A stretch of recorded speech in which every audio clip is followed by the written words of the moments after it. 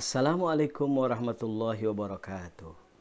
Anak-anak, apa kabar hari ini? Sehat semua ya? Syukur. Baik, Bapak masuk pada kesempatan hari ini pelajaran fikih untuk kelas 4 semester 2 ya. Dan insya Allah pada kesempatan siang ini kita akan membahas masalah tentang sholat Jumat. Materi kita tentang sholat Jumat akan kita bagi beberapa fase. Yang pertama, pengertian daripada sholat Jumat. Yang kedua, ketetapan atau ketentuan pelaksanaan sholat Jumat. Yang ketiga, sunnah-sunnah Jumat. Yang keempat, fadilah sholat Jumat. Yang pertama, kita akan bahas masalah pengertian sholat Jumat. Apa itu sholat Jumat? Ya jelas, sholat Jumat adalah sholat fardu atau sholat wajib yang dilaksanakan pada hari Jumat. Apa bedanya sholat Jumat dengan sholat Johor? Karena waktunya bersamaan antara Jumat dengan Johor. Jumat dilaksanakan pada waktu Johor. Johor juga jelas waktu Johor ya. Baik anak-anakku sekalian, sholat Jumat itu dilaksanakan hanya 2 rakaat dan diawali dengan 2 khutbah. Ini yang harus diperhatikan ya. Apa bedanya sholat Jumat dengan sholat hari raya? Sama-sama. Ini ada satu pertanyaan yang harus kita perhatikan. Bedanya sholat Jumat dengan sholat hari raya. Kita mengenal sholat hari raya Idul Fitri dan sholat hari raya Idul Adha. Kalau sholat Jumat itu hukumnya wajib. Orang yang tidak melaksanakan sholat Jumat berdosa. Dan yang kedua, sholat Jumat itu dilaksanakan sholat khutbah dulu. Ya, sholatnya itu dilaksanakan setelah melaksanakan 2 khutbah. Baru dilaksanakan sholat Jumat. Dan sholat Jumat itu khusus hanya diwajibkan bagi laki-laki. Sedangkan sholat hari raya adalah sholat sunat. Jadi hukumnya sunat. Ada 2 macam. Sholat hari raya Idul Fitri dan hari raya Idul Adha. 2 sholat ini merupakan ungkapan kegembiraan sebagai tanda syukur kita kepada Allah atas limpahan nikmat yang begitu besar. Yakni nikmat Ramadan dan nikmat lainnya. Juga bedanya sholat Jumat dengan sholat hari Idul Adha itu, sholat sunat hari Idul Fitri itu adalah, kalau sholat hari raya itu adalah sholat dulu, baru dilaksanakan khutbah. Ya, kalau Jumat khutbah dulu baru sholat, kalau hari raya sholat dulu baru khutbah. Baik anak-anak sekalian, kita tetap semangat. Sekarang kita bahas pertama pengertian daripada sholat Jumat. Tadi sholat Jumat adalah sholat yang dilaksanakan pada hari Jumat. 2 rakaat diawali dengan 2 khutbah dan dilaksanakan di masjid. Ya. Ketentuannya, kita masuki yang kedua. Ketentuannya Jumat itu ada syarat wajib Jumat, ada juga syarat sah Jumat. Ya. Syarat wajib Jumat itu adalah pertama harus beragama Islam. Orang non-muslim tidak wajib melaksanakan sholat Jumat. Yang kedua, balik. Ya, kalau belum balik belum wajib. Tetapi sejak kini anak-anak sekalian itu harus membiasakan semenjak kecil. Sebab segala sesuatu yang kita biasakan dari semenjak kecil nanti akan membekas di waktu besar. Tapi sebaliknya, kalau kita tidak biasakan sejak kecil, nanti sudah besarnya berat, susah. Apalagi kita biasakan sejak kecil meninggalkan sholat Jumat merasa enteng dan tidak merasa dosa. Subhanallah. Nanti udah besar pun seperti itu. Ya, padahal sudah mulai kewajiban. Oleh karenanya, mari kita biasakan sejak kecil ya, supaya kita mengetahui hukum dan syarat sholat Jumat. Sholat Jumat wajib dilaksanakan buat orang-orang yang sudah balik. Ya, belum balik pun dia harus membiasakan karena sholat Jumat hukumnya wajib. Ada pepatah istilah mengatakan belajar di waktu kecil bagai mengukir di atas batu.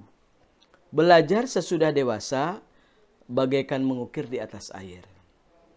Ini maknanya kalau kita membiasakan sesuatu sejak kecil nanti akan membekas sampai kita dewasa. Sebaliknya, kalau kita belajarnya nanti kalau sudah dewasa, itu hanya sepintas. Seperti orang mengukir di atas air, dengan mudah memang, tapi dalam sekejap tulisan itu pun hilang.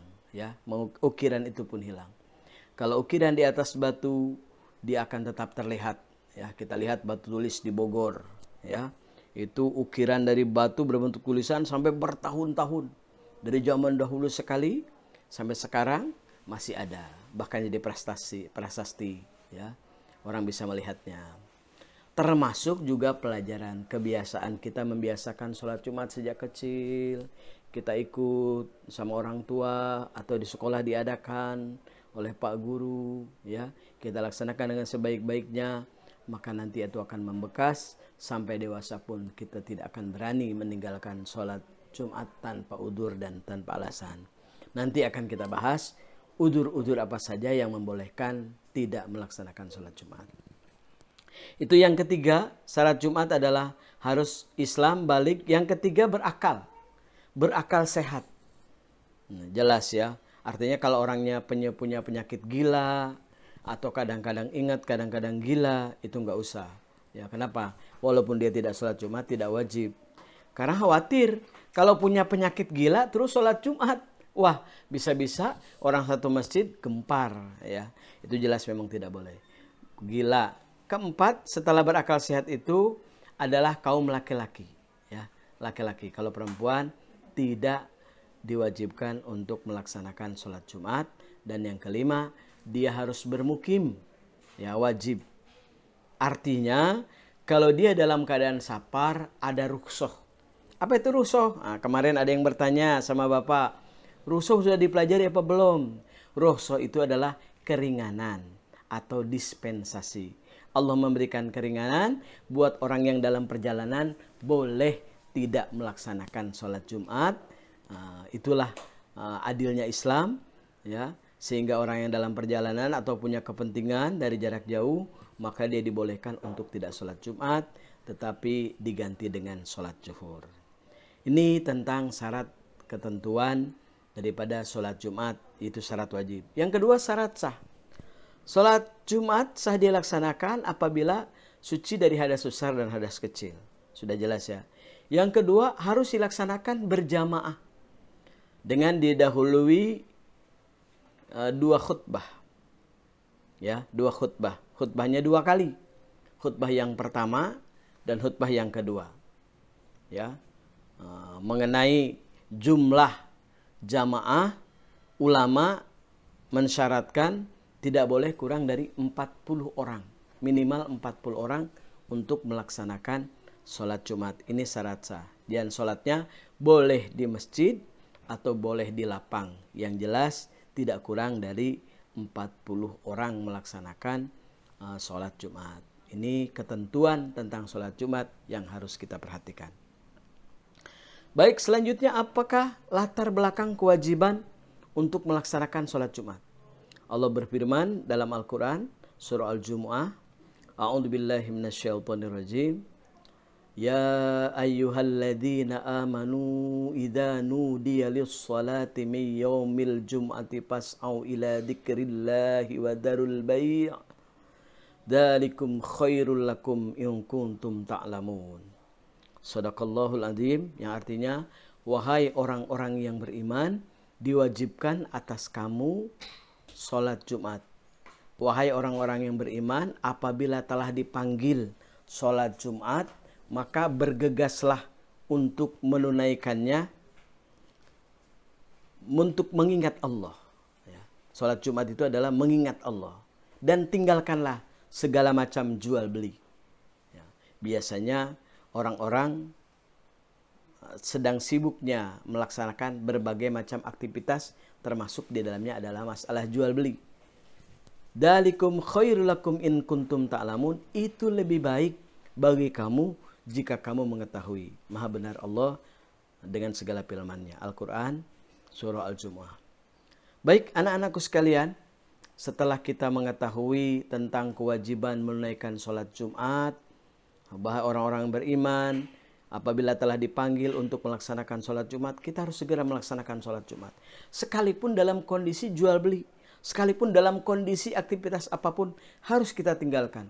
Kalau memang itu merasa kewajiban, kalau memang itu adalah kewajiban yang tidak boleh kita tinggalkan. Karena sholat Jumat adalah kewajiban bagi orang tadi Islam, laki-laki ya, berakal sehat, sudah balik dan menetap. Begitu. Jadi kita harus perhatikan tentang kewajiban sholat Jumat itu. Baik anak-anakku sekalian, lalu apa daripada rukun sholat Jumat itu? Rukun yang pertama tadi harus niat dan harus dilaksanakan berjamaah di masjid dengan diawali dengan 2 khutbah. Begitu ya. Hikmah dan padilahnya apa? Banyak sekali padilah-padilah yang terdapat sholat Jumat itu. Pertama, menanamkan kebersamaan, kekompakan dan kebersamaan, karena memang kita adalah makhluk sosial yang tidak bisa hidup sendirian. Kita diadakan sholat berjamaah itu bersama-sama. Yang kedua, hikmahnya mengajarkan kepada kita ketertiban dan kedisiplinan. Karena sholat Jumat itu ada waktunya. Kemudian yang ketiga, sholat Jumat mengajarkan kepada kita agar mentaati peraturan-peraturan Allah Subhanahu wa taala. Perintah Allah ya, yang tentunya banyak sekali hikmah yang terdapat pada sholat Jumat. Lalu setelah itu kita bahas masalah sunnah-sunnah Jumat. Ternyata hari Jumat itu adalah Sayyidul Ayyam, induk daripada hari. Bahkan ulama mengatakan bahwa hari raya hari adalah hari Jumat. Biasa kita berhari raya Idul Fitri dan hari raya Idul Adha. Padahal hari pun ada hari rayanya, yakni hari Jumat. Makanya bagi umat Islam hari yang besar adalah hari Jumat. Banyak pula di antara saudara-saudara kita yang mengadakan liburan pada hari Jumat, Minggu tetap beraktivitas ya. Bahkan ada lembaga pendidikan dulu, nggak tahu sekarang, yang libur itu pada hari Jumat. Karena dia tahu hari Jumat adalah hari umat Islam. Apa sunnah-sunnah pada hari ini? Yang pertama, mandi. Mandi pagi, niat mandi Jumat. Hukumnya sunnah. Artinya apa? Artinya kalau orang niat mandi Jumat itu, dia akan mendapatkan pahala yang berlipat ganda. Pahala sunnah. Niatnya adalah bismillahirrahmanirrahim. Ayo ikuti Bapak ya. Nawaitu al-ghusla min yaumil jum'ati sunnatan lillahi ta'ala. Saya niat mandi Jumat sunnat karena Allah Ta'ala. Kiranya mengenai pembahasan masalah Jumat kita tunda sampai di sini dulu ya. Mudah-mudahan lain waktu kita lanjutkan kembali dengan materi berikutnya yang masih berkaitan dengan pembahasan Jumat ini. Terima kasih anak-anak. Salam, selamat, dan sukses selalu buat kalian. Terima kasih. Assalamualaikum warahmatullahi wabarakatuh.